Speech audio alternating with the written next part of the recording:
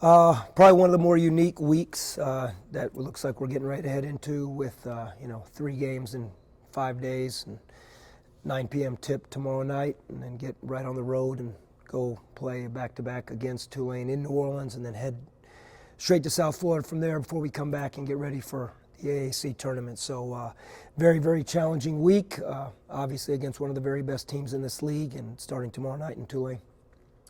How do you, I know you take it one game at a time, but how do you handle 3 games in 5 days against really good competition, keeping the guys, or trying to keep them fresh?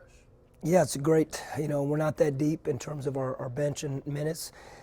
I think you just try and do what you've been doing, but the volume can't quite be the same. That's what we've had 2 really good days of practice. We've just had to shrink the time of it a little bit, and and then you got to try and manage it throughout the game, and then in the next day and travel, and we'll see when we get there. Right now, all our focus is on being ready by 9 o'clock tomorrow night in terms of being ready for the game. We just know what a great team Tulane is. Got so much respect for Coach Hunter, their players, and their program.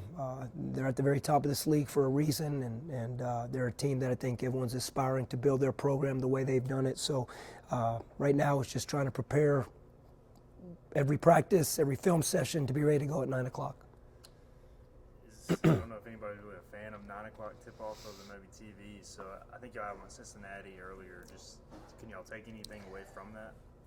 Just a long day. Yeah. I mean, to be honest, it's just a long day, and it's a long day for them too. And I'm sure if we had our choice, we both would rather play a little bit earlier. But just a long day, and you know what? The flip side is we're very fortunate to be in a conference and be in a program where we're on national TV.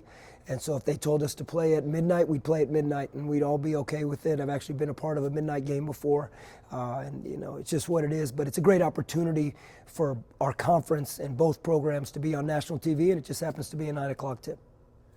You're facing one of the more experienced backcourts probably in this conference. Can you use that to kind of measure where your young guys have kind of progressed through this season? Yeah, I think the Houston game against a backcourt that's as good as anywhere in the country was Shed and Sasser, and now you're coming right back to back, and then you get them twice in the same week in terms of the backcourt that Tulane has. I mean, Cook's 8 for 15 the other night from 3 versus Wichita State. They make 15 threes as a team, and 2 guys averaging 20 points a game in this league. So every night it's a challenge, but without a doubt, between Houston and Tulane this week, the top 2 teams in the league, and you play them 3 times, and Tulane twice back-to-back. So from a measurement standpoint, what you do is you prepare for it. Our guys know how good Tulane is. They know how good their players are, their backcourt is, as you said. And so now you got to go compete, but you don't know until you get in the game, until the experience factor and how talented they are. And so, but our guys will be ready, but they got to go do it. It's a big difference in being ready and going and competing against the very best. And we learned that on Saturday night. What did you see in the tape on Saturday night that are positives you can take out? Positives would be the way we kept competing, the way we in the second half offensively. I thought we did a good job driving the basketball.